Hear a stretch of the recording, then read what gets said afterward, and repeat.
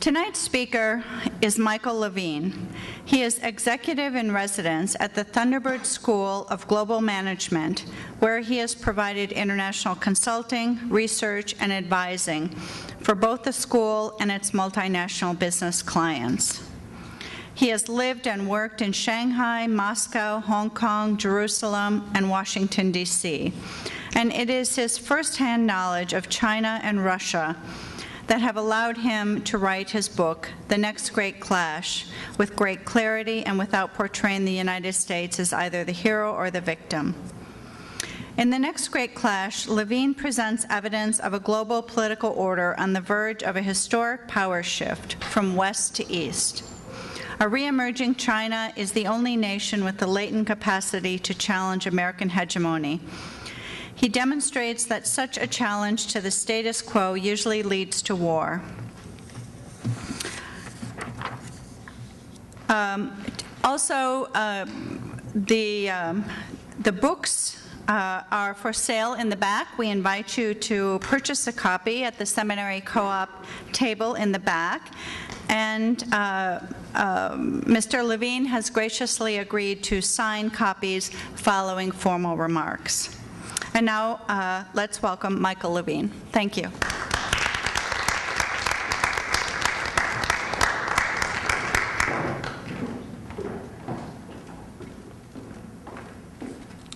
Thank you, Denise, for those kind comments. Can you hear me okay? And I'd also like to thank Tom from Seminary Book Co-op and Jamie for helping to organize this event. Denise did a good job of summarizing the thesis of my book. Unfortunately, after years of study and travel and living abroad, I've come to the conclusion that it appears as though we're headed for a major clash with China. Now, that might be something that you've heard a lot about, but a unique twist to that I focus on throughout the book is the role that that Russia will be playing in this coming clash. I should start out by saying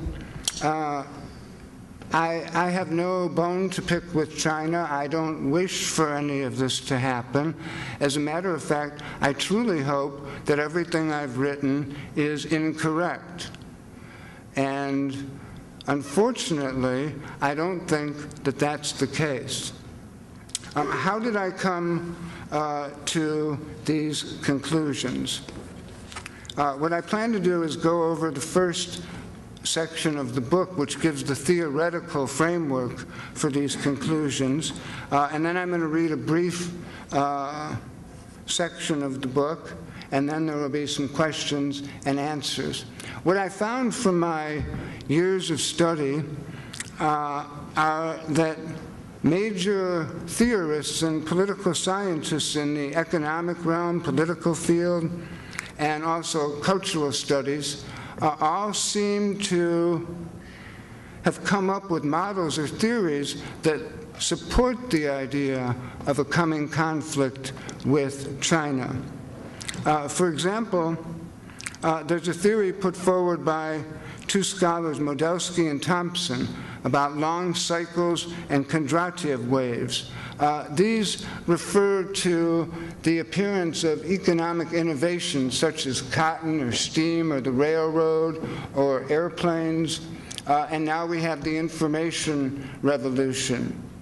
And what their theory has demonstrated is that whenever one of these major events occurs, these major innovations appear, there seems to be an intersection with a major war.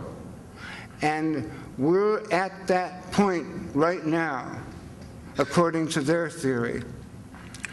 Taking it down a step, there's another theory in a book published by the University of Chicago Press by Organsky and Kugler, the power transition model. And this refers to when transitions occur between a challenger regime's modernization effort, in this case that would be China, and the United States. Now, there's a lot of talk as to when China might overtake the U.S. in gross national product, but whenever it happens, according to Kugler and Organsky, war typically has broken out, major war. And then further down, there's a theory that you're most likely familiar with about resource wars, put forward by Michael Clare. And specifically, oil is the problem here, coupled with the fact that many analysts have predicted that we're heading towards an oil production peak, where we're going to run out of the ability to produce more oil. And this will lead to a transition to a post-petroleum economy, for example, from wood to coal to oil. Then what? And the then what, there's a lot of research that indicates that China is working on the then what. But regardless, this competition for resources leads to conflict, especially in view of the fact that the U.S., with 5% of the world's population, consumes more than 25% of the world's oil. And by 2025, that's going to increase even further, and the U.S. will have to import more than 70% of its oil. The same is happening with China and India. But in the case of China, they're at a greater disadvantage because they also depend on the U.S. naval fleet to protect the transport of oil through the Indian Ocean and around through the Straits of Malacca and up through the East China Sea. So it's suggested that this will lead to even more conflict. In the political realm, there is a scholar by the name of Philip Bobbitt who suggests that we're on the verge of a transition from the nation state to what he calls a market state. And he says and demonstrates that when these transitions occur in the type of constitutional order of the day, that it has led to cataclysmic war between the great powers.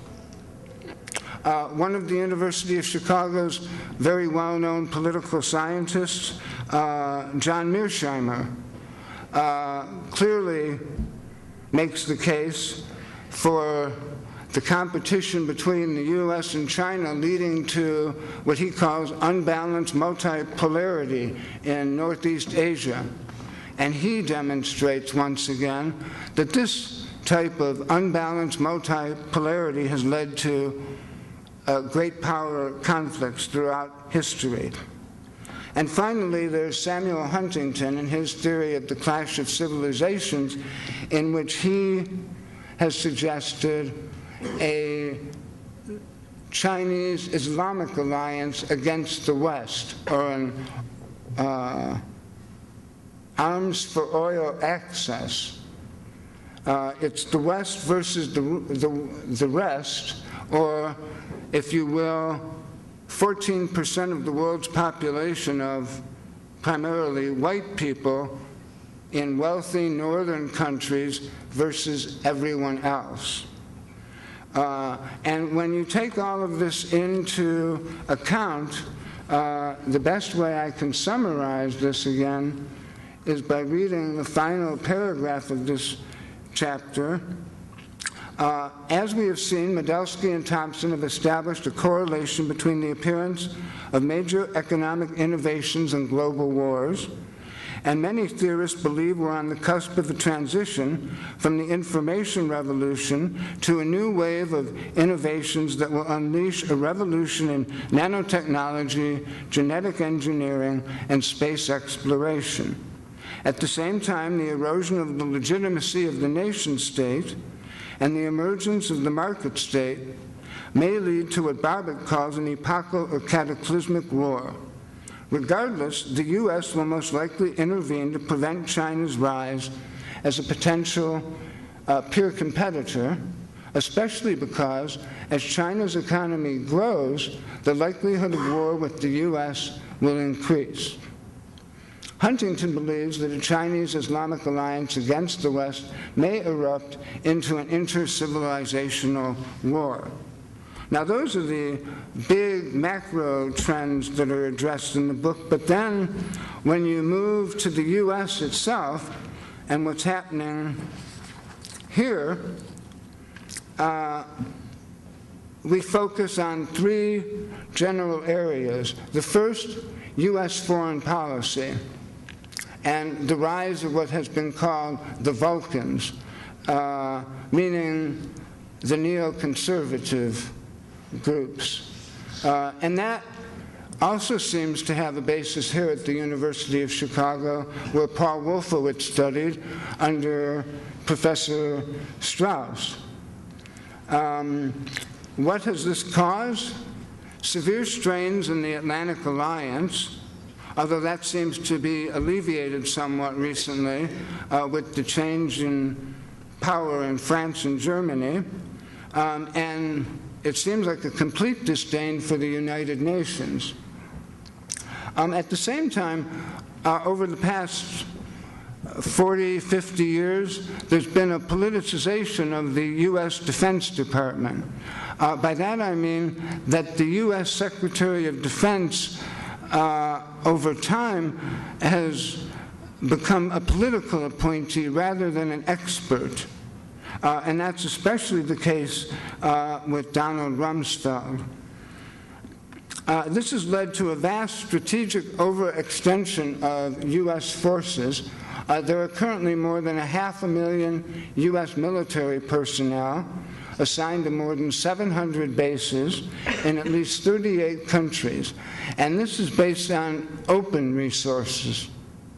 We don't really know the accurate figures. And it does not include personnel on U.S. aircraft carriers, nor does it include the personnel that are hired by private security firms. And if you look at the U.S. budget allocations for defense, which exceed more than $400 billion, and then you compare that with State Department budget allocations, you see that the State Department is getting maybe 4 or 5% of what the Defense Department is getting. So clearly, American foreign policy these days stresses force over diplomacy. At the same time, as we all know, the country seems to be mired in debt, and it doesn't look very promising as to how we're going to work our way out of this, especially when we have gas approaching $4 a gallon, and the subprime crisis, which we're currently dealing with. All the while, China has positioned itself as America's banker. So in addition to imperial overstretch, something discussed by Paul Kennedy in the mid-'80s during the Reagan military buildup, we now have domestic overstretch that seems to be tinged with vanity and hubris that have imperiled America's authority all over the world. Moving on to China, it seems that there are also many trends there that complicate matters even further. There's a historian of China, his name is Gary Ledyard, and he's come up with a very fascinating account of Chinese history in which he identifies cycles of expansion and retreat. And each of these cycles averages about 700 years. And in this grand scheme of his, the communist dynasty is now in the early phases of an expansionary phase that started with the expulsion of Western powers after the People's Republic was established, and proceeded to the reacquisition of Hong Kong and Macau, And the only missing element, of course, is Taiwan. When you add this to the fact that Chinese seem to be extremely conscious of their history and of what is referred to as the century of humiliation, we get what are referred to by others as hyper-sovereignty values.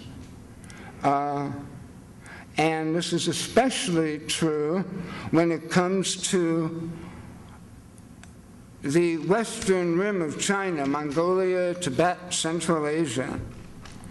And coincidentally, the US seems to be encircling China in those areas with bases in Afghanistan and Kyrgyzstan. And there is an increased level of military aid and presence in Mongolia. The recent disturbances in Tibet and in Xinjiang province are also great cause for concern when you realize that challenges to China's territorial integrity have typically led to conflict. In a study of more than 100 military disputes, threats to China's territorial integrity have led to conflict most of the time, and China typically responds more aggressively and escalates quicker than other nations. Turning to China's alliance pattern, it seems that China identifies with the weaker party in the triangle of China, the US, and Russia. And right now, China is associating with Russia in that regard. In this instance, as the weaker power. And this is something that would probably thrill Chairman Mao. But as a result of this alliance with Russia, China is now able to shift its focus from the northern border to its eastern maritime zone. And as a result, it has taken steps to build up certain elements of its military to deal with naval threats. Perhaps the greatest concern regarding China is that it might fear that its limited nuclear arsenal is threatened by the US system of nuclear missile and theater defense. And that leaves a very small window of opportunity for them to take action before this system, if it's workable, is put into place. And if they do decide to act, it would seem as though Taiwan would be the tripwire. It must be understood that avenging the loss of Taiwan is a national obligation for China, akin to fulfilling its filial duty. Unfortunately, the Taiwan Relations Act in the US stipulates that the US will provide Taiwan with arms so that it can maintain sufficient self-defense capability. Over the past 50 years, we've had 3 crises in the Taiwan Strait. 2 of them have apparently involved threats of the use of nuclear weapons in 1958 and in 1996. There's some talk about Taiwan perhaps being subsumed by China in an economic manner. 23% of Taiwan's exports, or 23% of Taiwan's GDP is made up of exports to China, and almost 5% of Taiwan's population lives and works in China. Let's hope that that's the case, because unfortunately, most major wars come about because of the interventions by the existing power on behalf of some other type of victim, in this case, Taiwan. Now, in section 2 of my book, I focus on the Sino-Russian relation as it has developed since about the 1600s until the present. And what we find is that today, China and Russia are closer than they've ever been before, and that they're cooperating in ways that have never occurred before. And this seems to be totally off the radar in the media in the U.S. And it's something that I think deserves greater attention at this time. So that, in summary, is what the next great clash is about. If you'd like, I'll take questions, and then perhaps after that, read a small selection from the book. Thank you.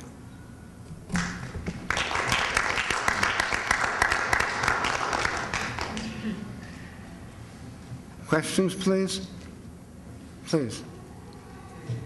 Shall I ask like this? Do I need to use the microphone? Is it good microphone just so we can all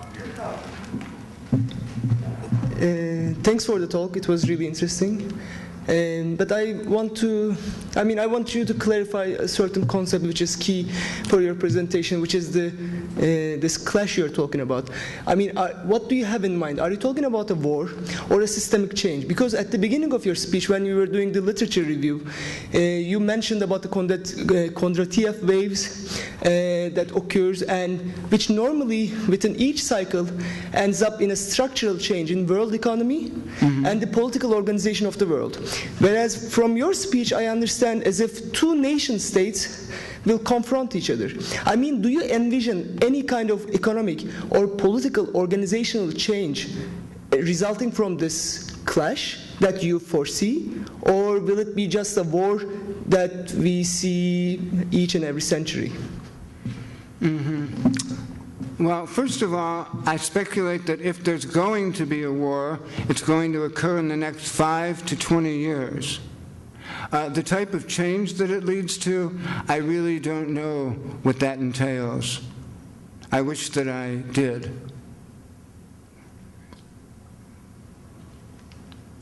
Yes, please. We all hear of the pollution problems that China is undergoing now. Will that eventually impede its economic growth and affect maybe its status as a great power? It definitely could, but in the short term, it would seem that it helps China to grow economically because they're not saddled with the burden, for example, that the EPA imposes on businesses in the United States, which is of great cost. I can also add that I've worked in China, and what I found was that concerns about the environment were rather non-existent. There will be a cost to pay, but it's going to come later, just as it's come later in the U.S., it would seem. Yes? Won't it affect its trade policies? Because if people don't want to accept their imports because of tainted food or whatever else is there? I don't see that it's had much of an impact in the trade statistics these past few months. But it could. I think that you'd have to weigh buying cheaper goods or not. I don't know if people take that into account in their purchasing decisions, especially when most of us are pretty hard-strapped these days.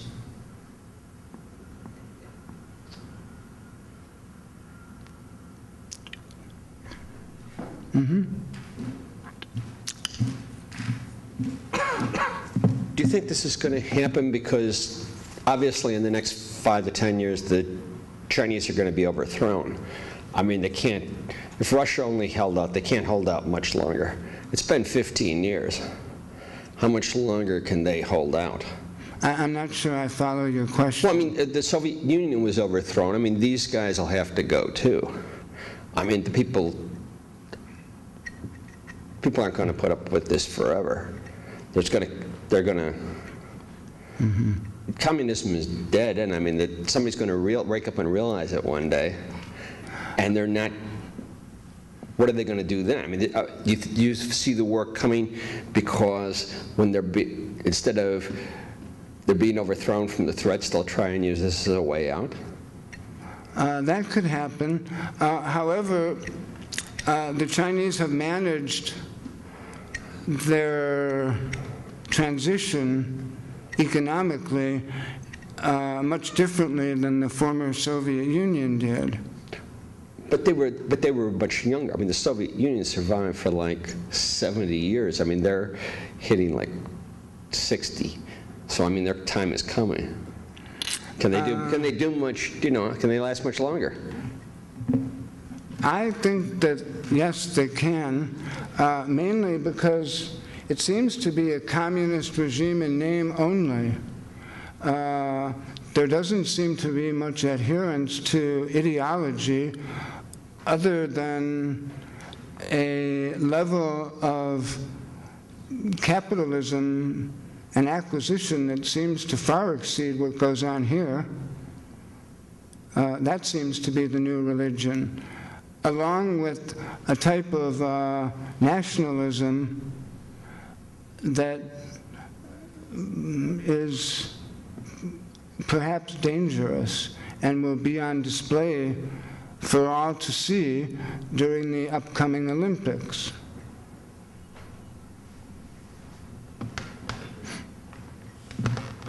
I was wondering if you think that this coming clash could be avoided, and if so, how? I was afraid someone would ask that.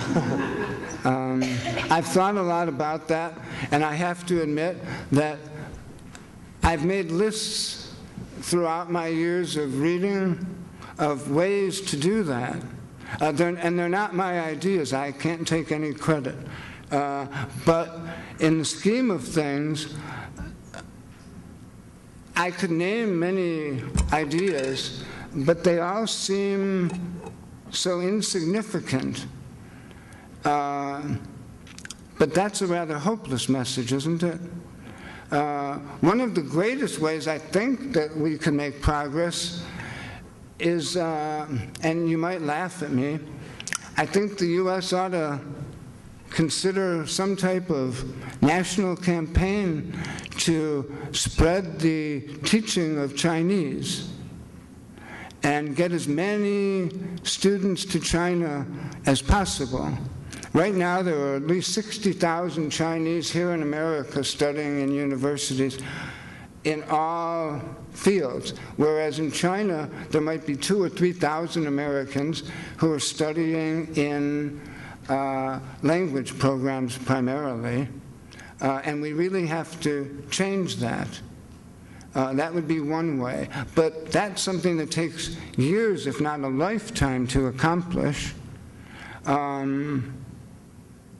Another idea is that would help in this area would be some type of national service for America's youth, in which they're required to partake in not only military service as an option, but perhaps a domestic Peace Corps or a foreign service type of involvement, so that they're exposed more to the world. But, you know, telling that to people here at the University of Chicago, you know, you already agree with me, I would assume. There's a rather radical idea out there that a good way would be to reimpose conscription here in the U.S. rather than have an all-volunteer army, because there's been speculation that we might not have a war, we might not have been involved in a war in Iraq if we had a conscription army, because that would affect the whole society, whereas our all-volunteer army seems to come from more underprivileged groups, primarily located in the South. About 40–50% of conscript or volunteers come from that area. It's always been true. Well, maybe we need to change it. Well, you have to get your kids to go. Yep. But again, these things take years to have an effect. So, yes. Wouldn't the effects of conscription domestically be other than those you describe? And isn't it the case that even in previous wars, the sons and I guess the daughters too, to a lesser extent, of congressmen and the people making the decision were also serving in war? So doesn't that sort of undermine that argument? It's not only congressmen, it would be across the broad spectrum of the U.S. And so maybe there would have been more opposition. I don't know. And by the way, it's not my recommendation. I'm just telling you everything I have on my little list. Right, but wouldn't it look like the U.S. was trying to increase its military capacity so that it could use it, as opposed to necessarily other countries assuming that by increasing our army, we were going to prevent war? Well, if a conscript army, the number of people, you can control that. You don't necessarily have to increase it. Okay. Mm-hmm.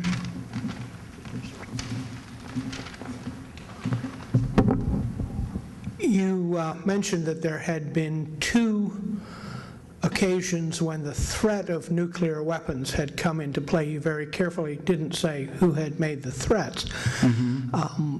But my question concerns the type of wars that seem to have been waged ever since the possibility of nuclear war has been a reality. They seem to be largely wars by proxy, where the superpowers, Russia, China, and the United States have funded or in some other way supported, whether it's armies of liberation or reformist, allegedly reformist elements or whatever, to fight for their political goals.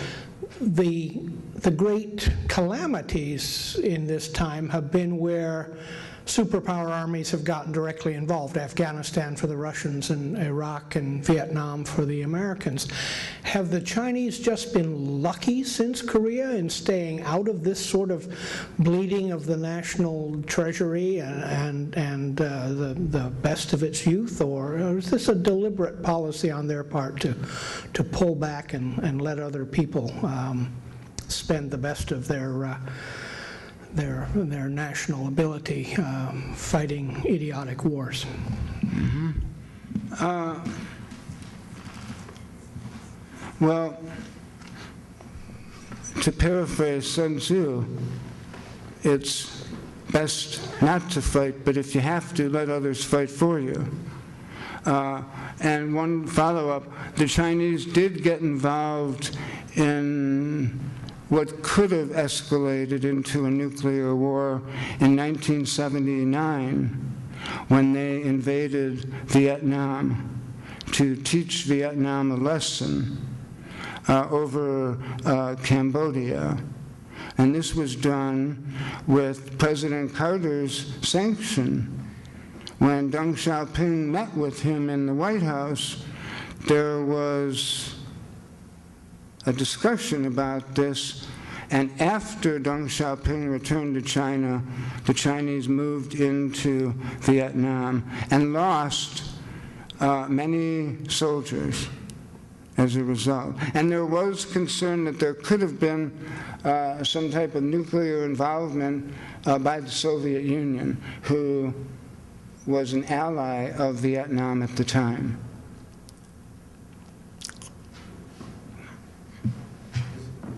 Does this mean you think that the Chinese no longer want to go north and take,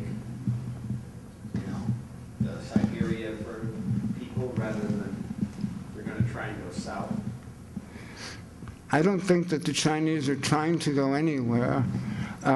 They've resolved all of their border disputes with Russia, so that's no longer an issue. What I'm fearful of is that because of all of these trends that I've presented, that we might accidentally stumble into something like this. That's what I'm fearful of. I don't think that the Chinese are going to lash out aggressively seeking war or territory unless Taiwan is somehow threatened. Yes, sir.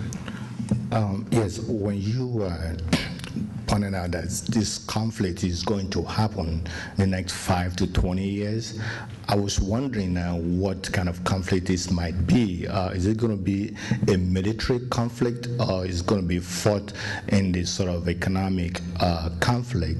Because in my estimation, if it's going to be a conflict that is predicated on military superiority, I guess both powers are probably going to have to find something to use, because they both have nuclear weapons, and somebody's going to have to produce something that will make nuclear weapons to be obsolete.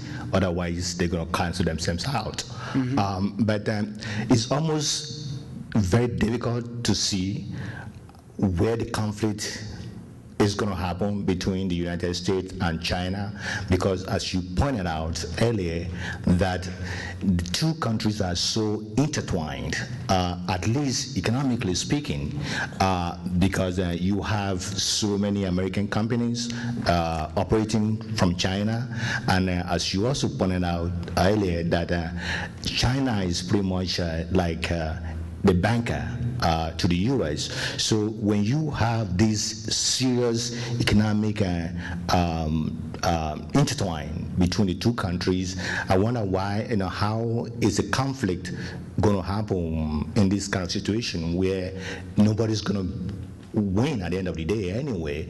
And to me, what China seems to be doing right now is what the U.S. have done over the years, and that is, advancing and projecting their own economic superiority by going out into all these smaller states and actually making a presence. So it's really nothing new what China is doing. It's pretty much an old game, from the Western power. So I was wondering what shape and form this conflict is going to take, considering the fact that these two countries are pretty much into each other, economically speaking. Yeah. Well, there are many questions involved in your statement. Yes, you're right. This is nothing new. What is new is that China's doing it and not the United States. And so that's not tolerable for the United States in the long term. Number one. Number two, with nuclear weapons, if the U.S.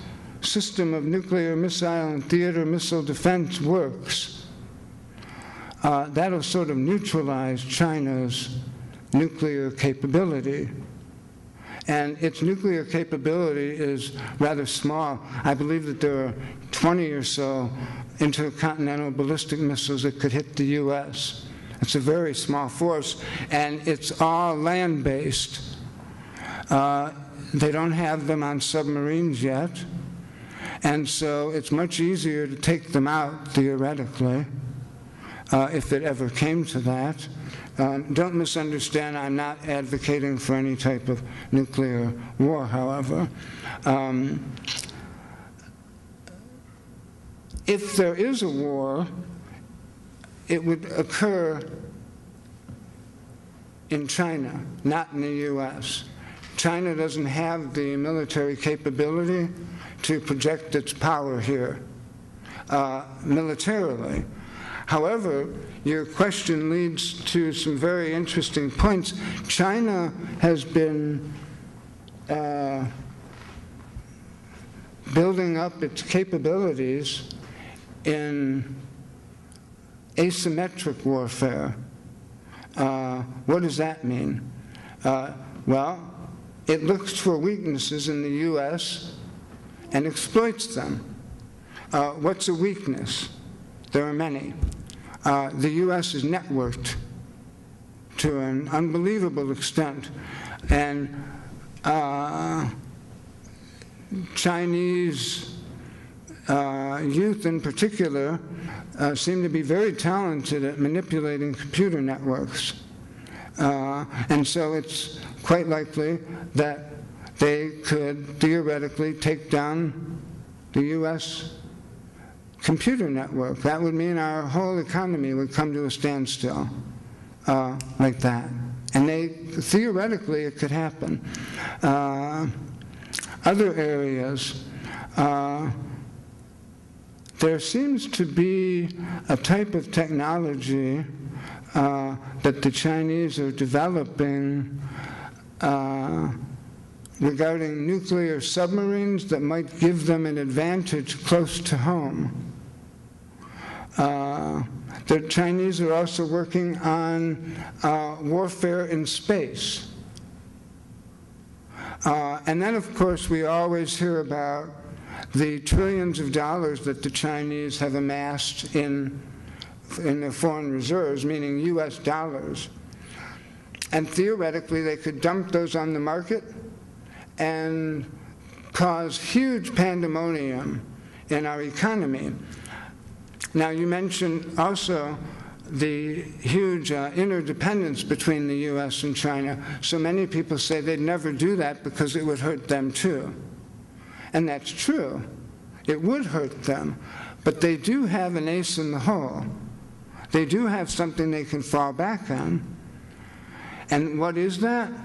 Well, the Chinese economy has been fueled in large part with exports all over the world. What would happen if their export market dried up?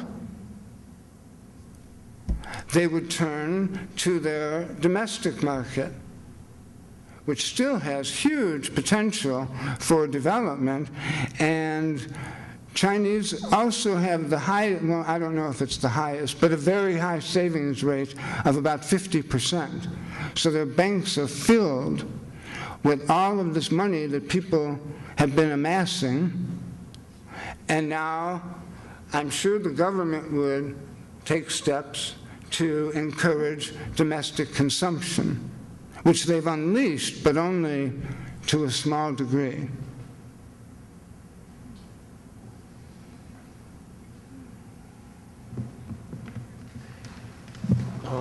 What do you think might happen if the United States and other countries changed trade policy and started to make requirements on things like workers' rights, rights to unions, collective bargaining? Do you think that potentially would have any effect on the relationship between the United States and China? If the U.S. tried to impose these on China, is that what you're saying? Yeah, if there were certain requirements said, you know, because working conditions for a lot of workers in China is pretty bad. And if the United States said there had to be some sort of standard that had to be followed in order to sell the United States. Mm-hmm. Well, I don't mean to be flippant, but I can imagine someday in the near future when the Chinese will tell the U.S. That we're not going to continue to loan you all the money we've been loaning you unless you put some regulations in place for subprime mortgages. So, you know,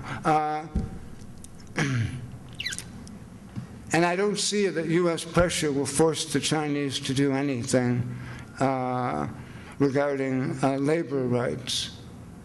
That's a long, long, long-term battle. And U.S. corporations benefit greatly from it. Yeah, my fear is that workers here will eventually suffer if the United States goes too far into the red against China. Then the standards that we've been able to hold on to here a little bit might erode. I guess they're signaling that we're coming to an end. No. No? One more question. Okay. Okay. Well, I mean, we can all read population and resource statistics, and you're saying that military parity is an impossibility, but how far into the future is that an impossibility as far as military parity between the two countries? When will China reach parity with the U.S.? I don't know if China will reach parity with the U.S. militarily, but they have these other weapons at their disposal that counterbalance that. And one that I haven't mentioned is an unbelievable capacity for suffering and sacrifice. And couple that with a belief that their time has come, and that's a pretty potent force to reckon with. I know it's not a military tool, but it's quite powerful. And when you live and work in China and see it on a daily basis, it's quite impressive. And thank you all for your questions. They've been great, and I've really enjoyed them. And I truly appreciate your coming out on such a beautiful evening to listen to me, an unknown author. So thank you very, very much.